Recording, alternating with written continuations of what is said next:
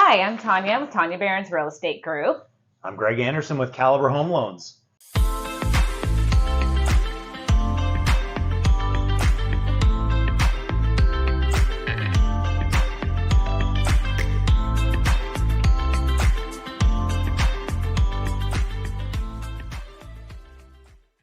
Greg and I worked together since my very first transaction. Yeah. He's been one of my preferred lenders ever since, so super excited to interview you today.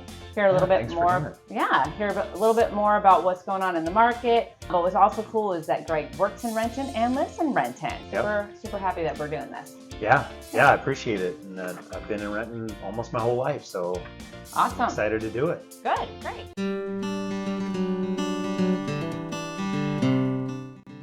Wow, so crazy story, but I was working for King County and was a finance manager there, ended up looking for a career change, contacted one of my friends who happened to be my mortgage loan officer at the time, and he said, wow, man, you should come work for me. So it took me about 6 months to make that decision, but decided to get into the mortgage business, and that was 17 years ago, almost 18 years ago. So really, really cool business to be in. I really kind of nerd out about financing, but using that skill set to help people achieve their goals and their dreams of home ownership and then future wealth is really, really cool.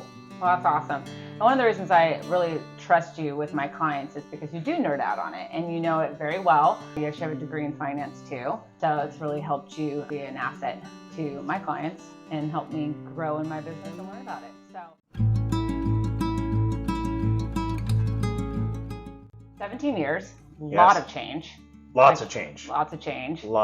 Any like highs, lows, any well, probably the high and low is when I got in the business, I worked for Washington Mutual. So that was, kind of fun for a minute. Yeah. And then Washington Mutual now is no longer in. But the cool thing is for me is I've just always stayed the course of my main goal is to help families create wealth through real estate. So as I'm helping more clients with that and I'm taking good care of them, I've been able to build a team. You can't get past a certain level without a team, right? Mm-hmm. So I've been able to build a team of professionals that have been in the industry for a long, long time, some of them longer than me.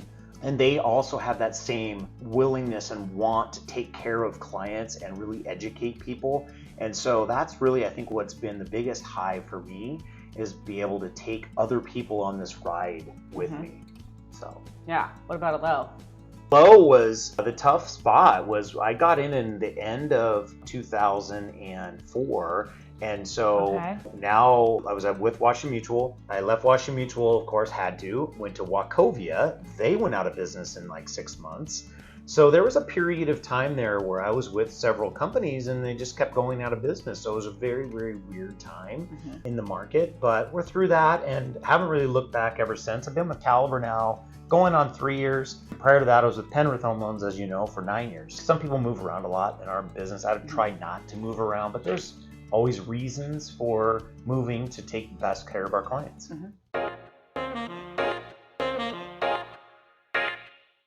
Number one, it's not even close to the same as 2008. Demographics are one thing. So at that point in time, we were seeing that we were not having as many buyers in the market, just people coming of age and wanting to buy homes. That was on a downtrend, while home builders were building at a feverish pace heading into 2008. So you had inventory rising, demand falling, and for everybody who's taken Econ 101, we know that when you have more supply than demand, that's going to drive prices down. What's happening right now is we're having a little bit of a lull in demand and a little bit of an increase in supply.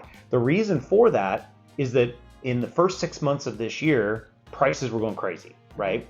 And so they were up sharply, then kind of dropping back down. So people didn't know what to expect. So you have a certain amount of panic buyers and sellers always.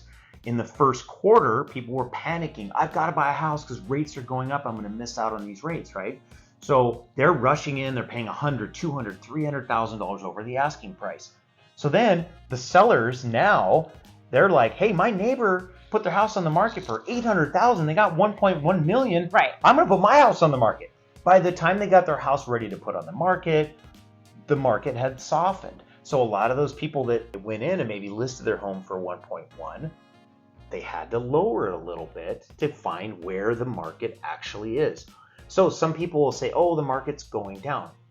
Yes, the market is going down from March 31st, but from January 1st to March 31st, there was a 30% increase in home prices in King County. That's annualized over 100%. That's not going to be sustainable ever. So we knew it was going to come back down. We just didn't know exactly how much. Rates kept going. So at one point, rates topped out at around 6%. They've now settled back down. So we're seeing buyers come back to the market.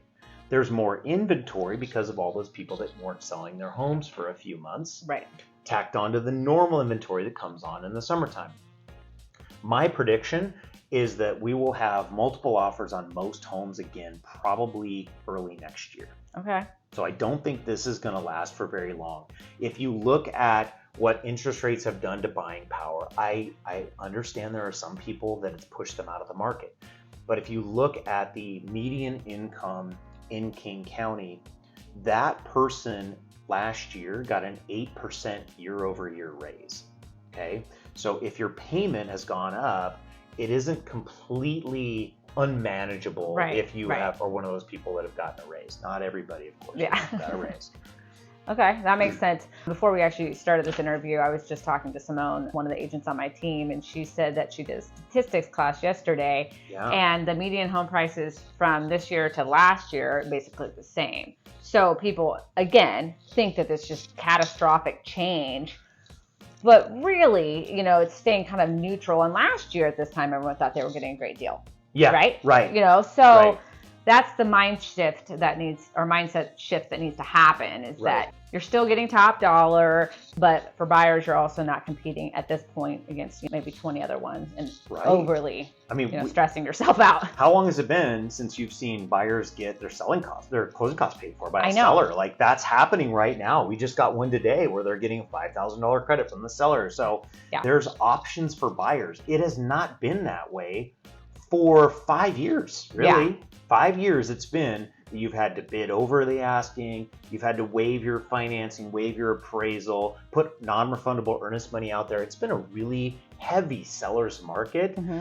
Been really, really tough. So right now, if you're a buyer, right now is the time, because you can get those closing costs paid for. You can get the price maybe at the asking price, or maybe even a little low in some cases.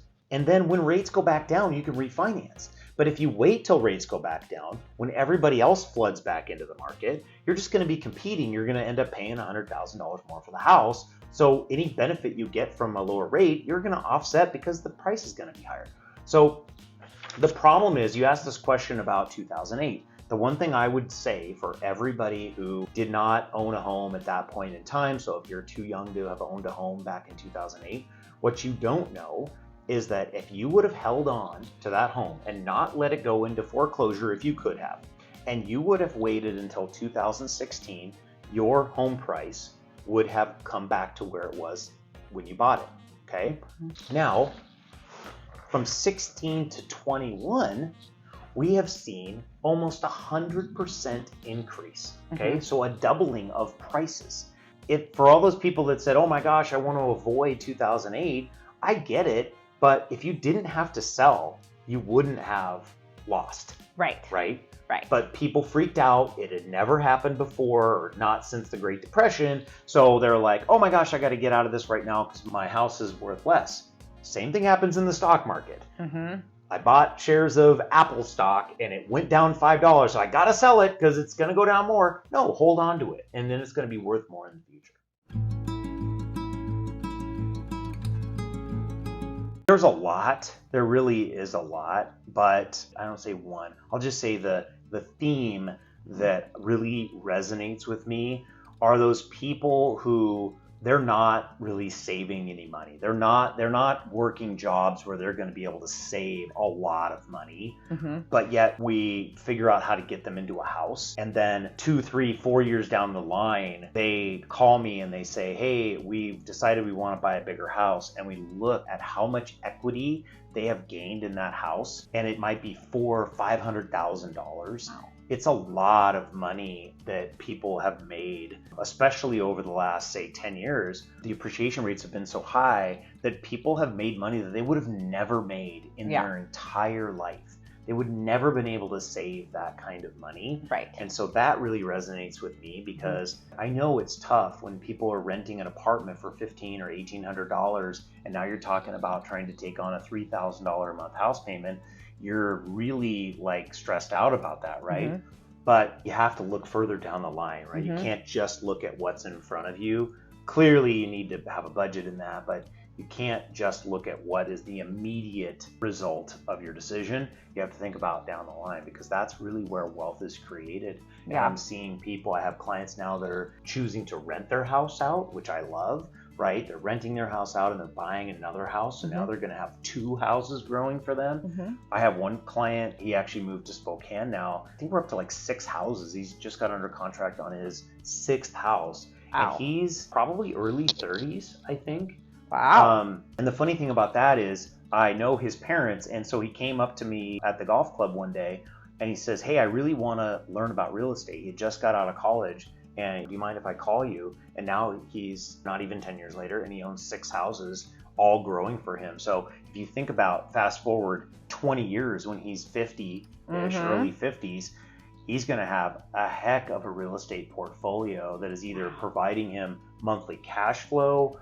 or he can cash it all out and then just have a nice retirement nest egg, right? Wow, that's super exciting and impressive. When you're talking, one of my last clients, one of those, same deal, right? Kind of a paycheck to paycheck, but they were able to kind of squeeze in and get into this mortgage. We didn't think that they could afford much, but they found a nice starter condo. We did luck out. It was summertime again 2 years ago, and they were able to get some closing costs covered for them. Well, they just sold it and so after everything, made $50,000 in 2 years. And again, we know market and all that kind of stuff, but it had already shifted when we listed. So they would never have been able to save that much money. And that's another thing. If you can find a way to get into the market, right? Whether it's down payment assistance programs or whatever you need, you're never going to outsave the pace of the market. Right. And that's what people don't understand. I need to save a little bit more, save a little bit more, save a little bit more.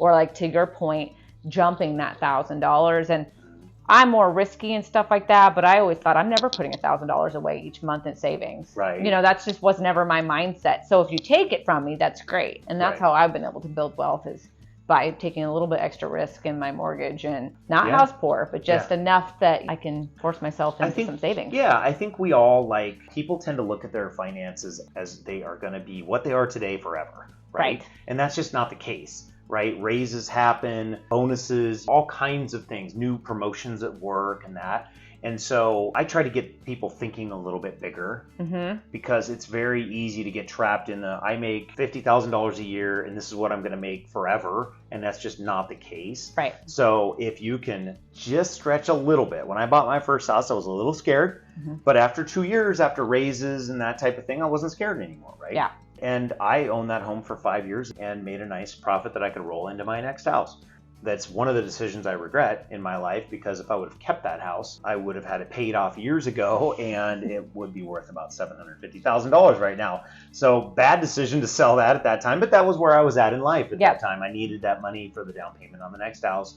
The point is, it's very important for people to understand, is that through appreciation of real estate, you can change your life way beyond what you can imagine, right?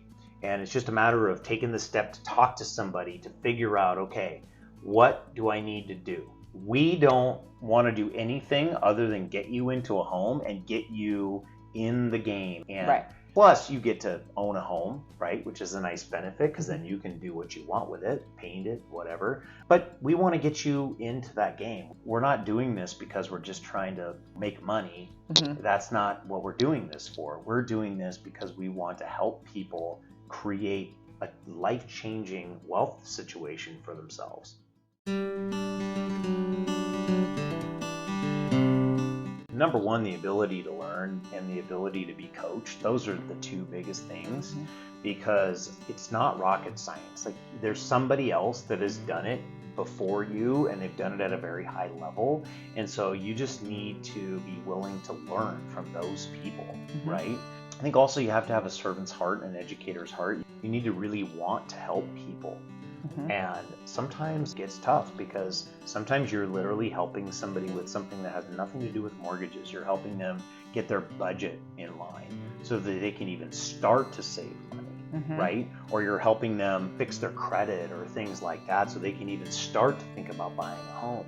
But my biggest goal through getting more people into business is I'm older. At some point, 10, 15 years down the line, whatever, I will retire.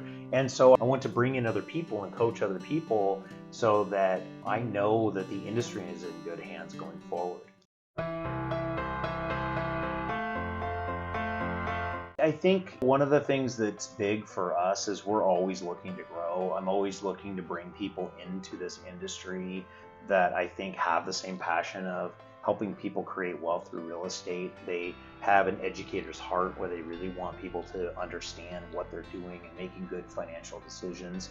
So we're growing in that way. Also, obviously doing videos and things, growing on social media. It's kind of a must now, and want to get out all of the stuff that's trapped in my mind and knowledge that I've gained over the years, get that out on there on social media, and just want to help more people, like I said, achieve that American dream, right? I mean, there's so much noise out there.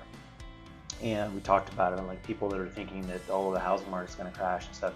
The thing that's sad about that is there's people who buy into that, and then almost always they end up losing. If they would have not listened to the negativity, if they would have not listened to the noise and reached out to a professional like you or me to talk about the market and really look at what's best for their family, they would have come out way ahead. Right? So that's what I'm trying to do. I'm really trying to get that message out there more. And obviously still very community based. I mean, I do lend in all states, but most of my business is right here in Renton and the surrounding area.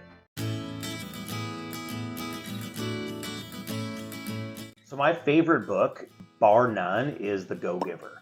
I'm reading right now a new book by Ed Milet that's called The Power of One More. That's a good one too. But The Go-Giver is my go-to. I have it on audio. I have it on my desk all the time. And the gist of The Go-Giver is give more than you expect in return. That has been something that has changed my life. Reading that book is, instead of focusing on sales goals and things like that, even to this day, I still remind myself, okay, if you want to do more loans, you need to provide more value, right? And so that's what my goals are. And it also, I think, is good for even if you're not in sales or not in business. I think it's just a great book. It's an easy read. It's a great book for everybody to keep in mind, especially in this day. Not everybody is out for just themselves. I think there's a lot of people out there that really enjoy helping people and providing value to other people. I agree. There you well, go. Awesome. Okay. Thank you so much. This has been so fun. Yeah, and, thanks for having me. We'll do it again.